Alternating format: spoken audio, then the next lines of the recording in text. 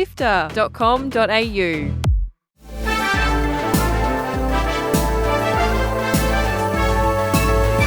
Hi, I'm Kyle Paletto. And I'm Gianni Di Giovanni. Welcome back to Walkthrough, Sifter's weekly recap on the biggest news in video games. This week, Baldur's Gate 3 players are banned for sexy screenshots.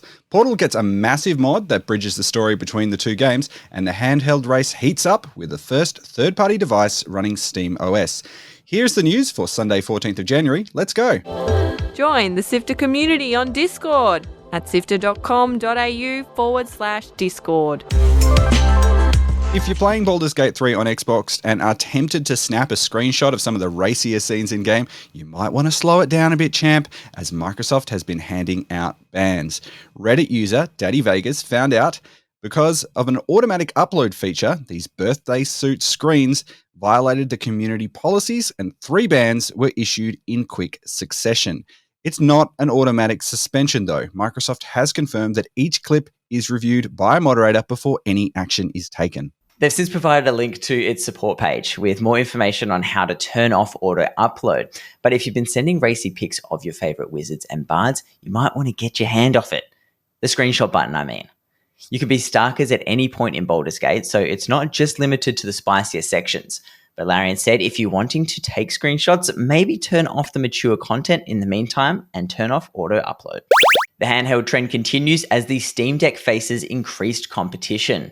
The Intel-powered Windows-based platform called the MSI Claw runs on a 7-inch display with a 120Hz refresh, which makes it the same length as the Asus ROG Ally display, but it is a lot heavier than its handheld competitors, weighing in at 675 grams.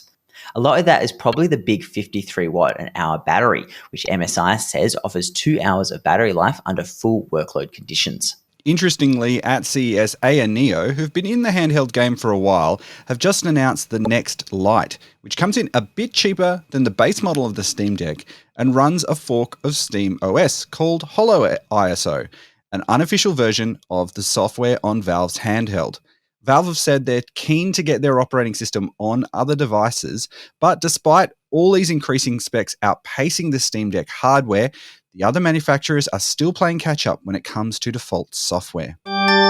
It's great when older games get an update out of the blue usually, but in the case of some Capcom games, this change is pretty unwanted.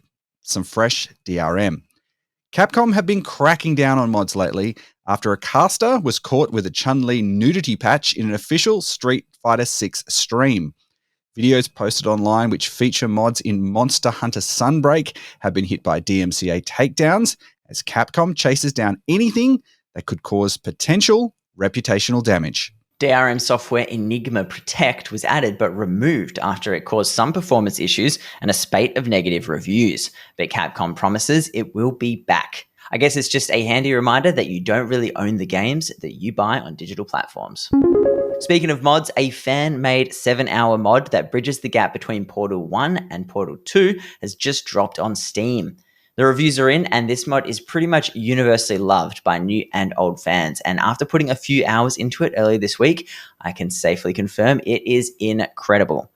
It's available now on Steam for free for anyone who owns Portal 2, which can usually be picked up for a song during a Steam sale. Unfortunately, the news isn't so great for another fan-made Portal project, with the Portal 64 demake being shut down less than a week after the first installment was released. And sadly, the same goes for Team Fortress 2 Source 2 project, which aimed to bring the Team Fortress game to the Source 2 engine. Interestingly, the two projects met their end for different reasons. While Team Fortress Source 2 developers were hit by a copyright takedown notice from Valve, it was Portal 64's reliance on copyrighted Nintendo libraries that meant its downfall. But hey, at least you've got Portal Revolution to play, even if these retro remakes aren't going ahead.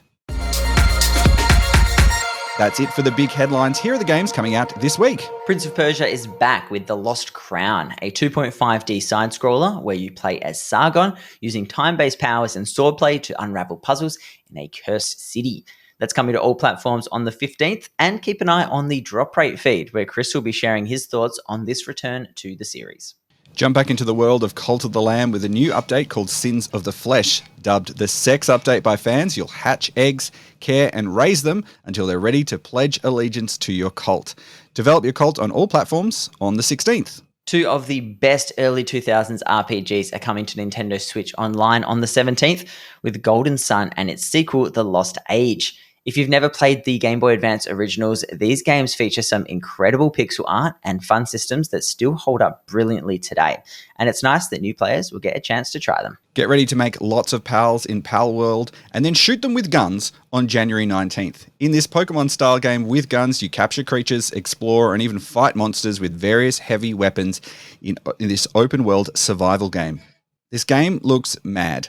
I don't even know what to think about it, but hey, make up your own mind when it arrives in early access on Xbox and PC this Friday. The Last of Us Part 2 Remastered is a remake of the ancient, hard-to-get game released all the way back in gaming's past, the distant year of 2020, and arrives on PlayStation 5 on Friday the 19th.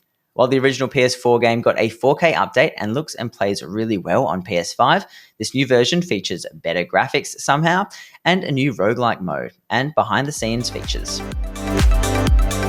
Articles to read, Videos to watch. and podcasts to listen to. Sifter.com.au.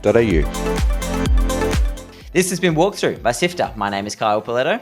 And my name is Gianni Di Giovanni. Thank you so much for listening. We know you love our podcasts, so why not become a monthly backer on Ko-Fi? Your support lets us keep making our shows, and it's easy to do. Head to sifter.com.au/support, where support starts from just $1 a month. That link again is sifter.com.au/support, or check the show notes. Sifter is produced by Fiona Bartholomeus, Courtney Borrett, Carl Paletto, Adam Christou, Daniel Ang, and Chris Button. Mitch Lowe is senior producer who edited this episode, and I'm Walkthrough's script editor and Sifter's executive producer. Thanks to Brian Fairbanks and Salty Dog Sounds for composing the Walkthrough theme tune, and Audio Technica Australia for their support of Sifter's podcasts. We'll be back with more news next Sunday. Happy New Year. See you then.